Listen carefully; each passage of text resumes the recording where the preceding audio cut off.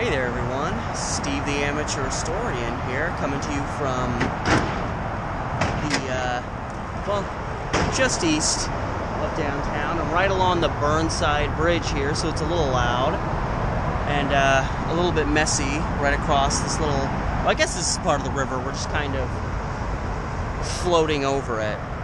And I'm trying to get to, it's just a couple more blocks down along this pathway essentially. I'm trying to get to where it'd be Northeast Flanders Street, where the foot of that street would have been coming down to the Willamette River, because that's how it used to be. The freeway wasn't here yet, and most of these roads that traveled east and west came right down to the river.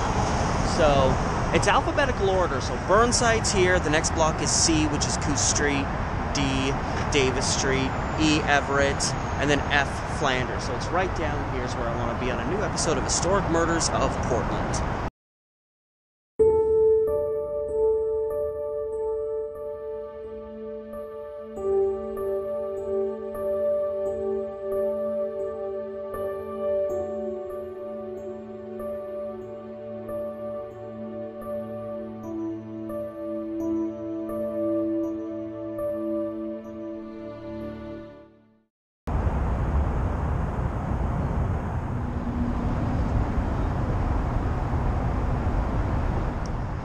And I had to actually access my Google Map app because they show south of Burnside where the individual streets would come out, but not north. So I actually had to look at where Flanders would be coming out.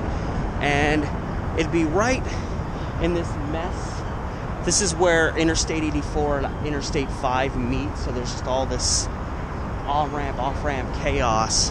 And it said right after this on-ramp kind of crosses the freeway and kind of goes off that way is about where Flanders would be coming from that direction. So I pretty much want to be right under this kind of ramp that's coming off, and that's about where Flanders would have come down to the river.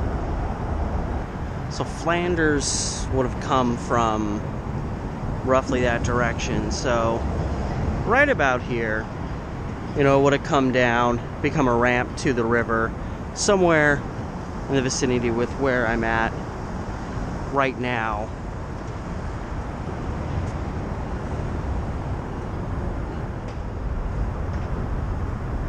Seeking out a slightly more secluded spot. There's a lot of traffic over there. So for our sake, the 20th century is practically brand new. It's April 26th, 1900.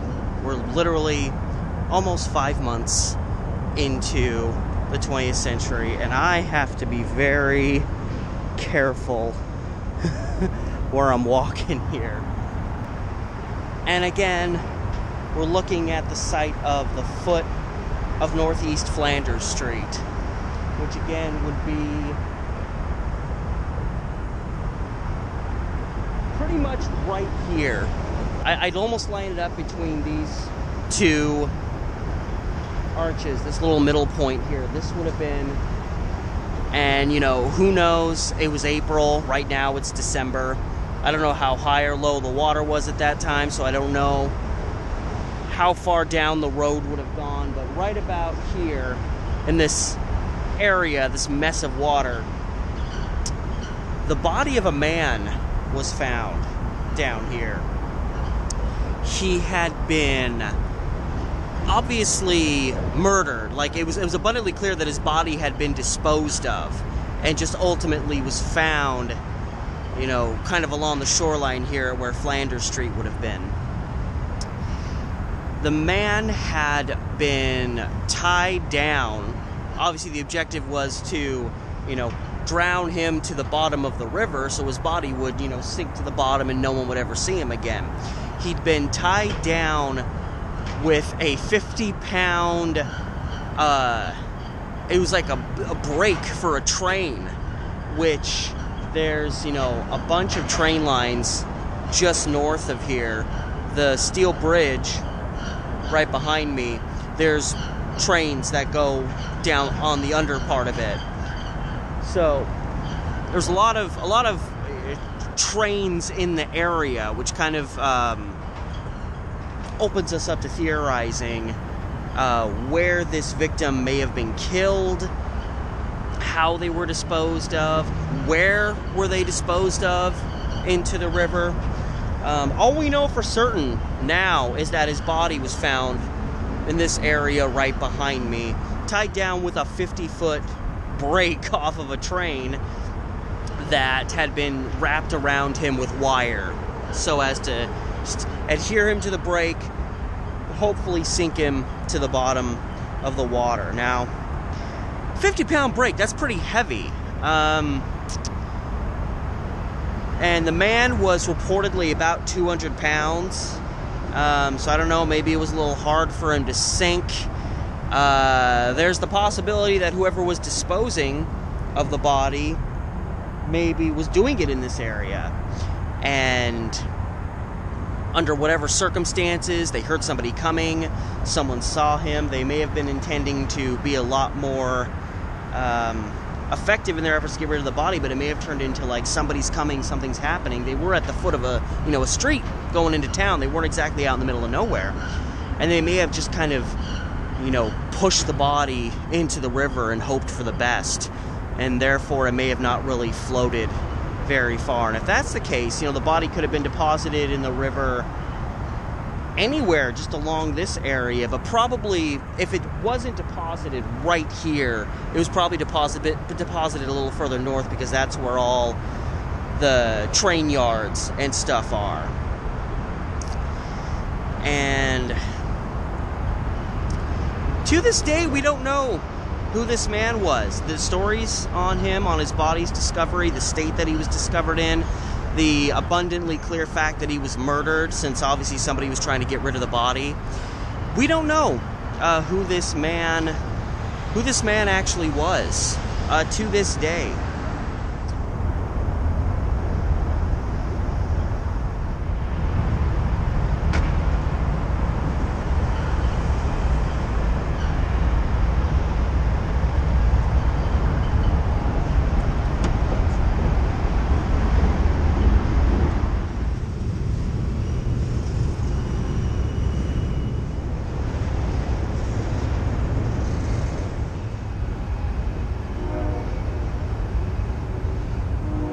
So my timing in relation to a murder that involved train parts seems to have been pretty impeccable, because a cargo train just happened to be passing through.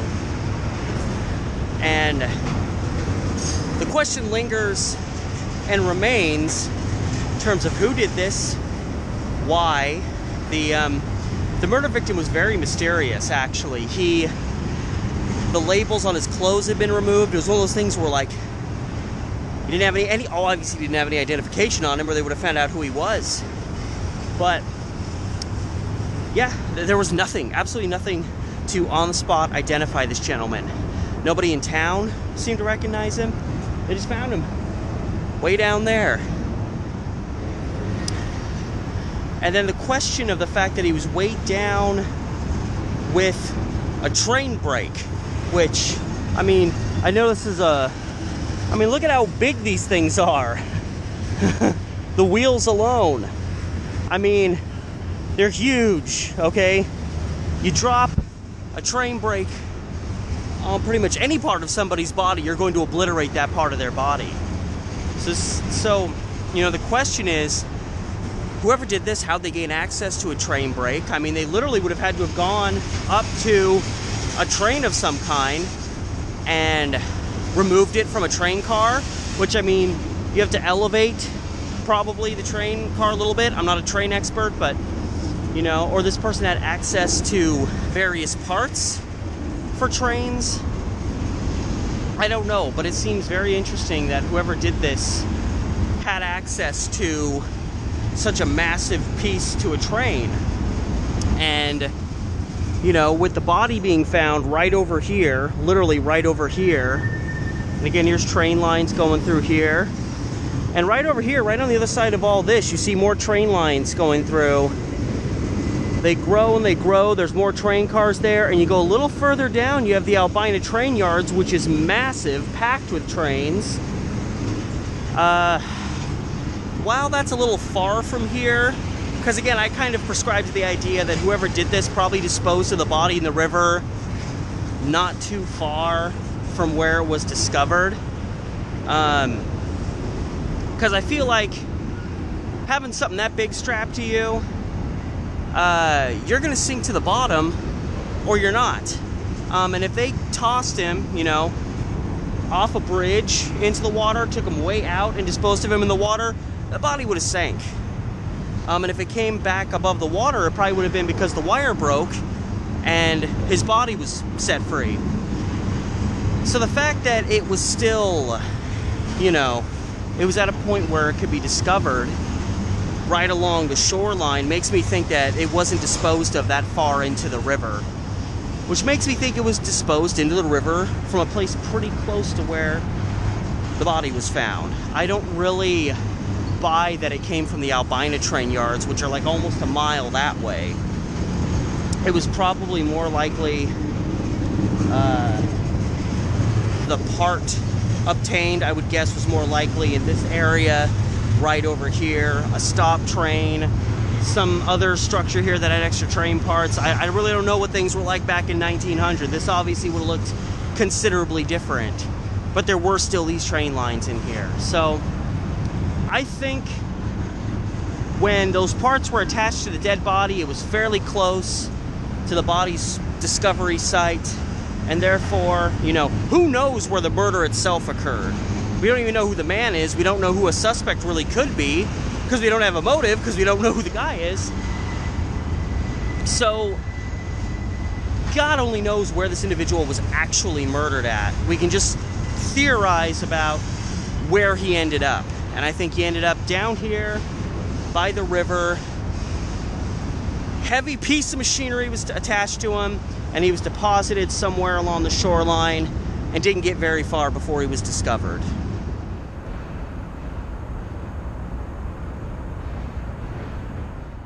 And there was only, again, one ever potential victim that was really ever considered as a possibility, and this was a gentleman named William Brannan, who was visiting, I don't know if he was visiting or he was moving to the West Coast from New York.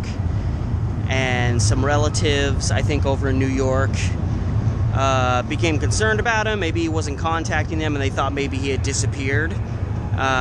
So they thought that possibly William Brannan was this victim that turned up dead here along the river.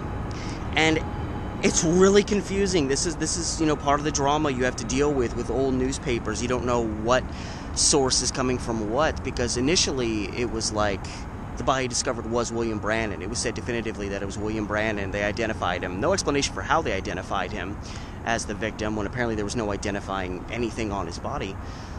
Then the next day, a newspaper article comes out and says, oh no, William Brannan was found to be alive and well in Seattle. Like, he got word that people were concerned about him, and he reported, no, I'm good. I'm fine. I'm alive in Seattle.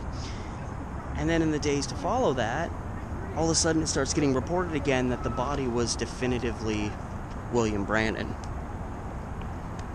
So I tend to lean towards the idea that those were just re-reports of prior misinformation, and that William Brannan did make it to Seattle okay. Of course, that article could also be misinformed. Who knows? I really don't know, honestly.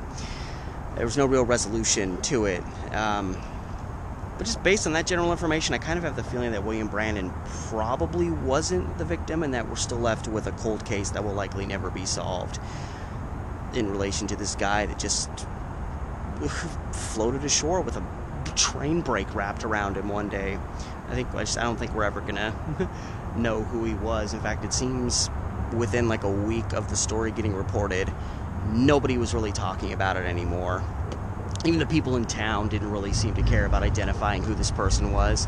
But it's figured he was probably the victim of, you know, a tramp, or, you know, a transient. That was the word they liked to use back then, was tramp, who may have been in this area this area, kind of all through here, is always, going back decades and, even more than a century, has been a gathering place for lots of transients and whatnot. And that they said it may have been the work of a tramp, a confidence man, and God, what was the other term? There was another term used in the newspaper that I had to look up because I'd never heard it before. Bear with me.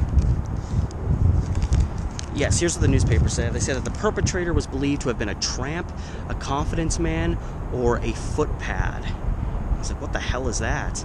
So I actually looked up the term, and a footpad is, these were men, based on what I wrote down, these were men who were robbers who operated on foot as their primary method of travel. So they didn't, rob you and then hop in a car and speed away. They didn't mug you and then hop on a train. They just operated on foot. If they had a victim of opportunity, they would get to them, get what they could out of them, and then split on foot. So I don't really know if that works in this case. It seems like whoever did this kind of hung around and made sure to get rid of the body, whereas a footpad sounds like someone that would just kind of do their work and split. So we have general theories, general ideas, but nobody has any idea who the victim really was or who the perpetrators could have been or what the motive was for it or anything like that.